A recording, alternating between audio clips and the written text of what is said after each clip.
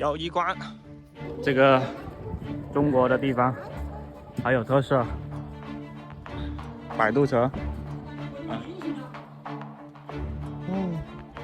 太难了。友谊关钟楼，上车。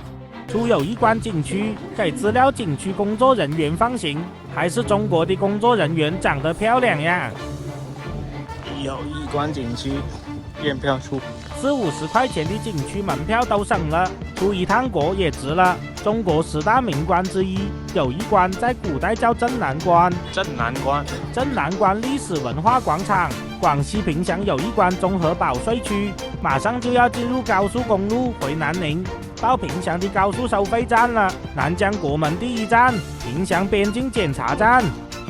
兄弟们，我回到广西南宁了，马上就要出高速了，出一趟国，越南挺有意思的。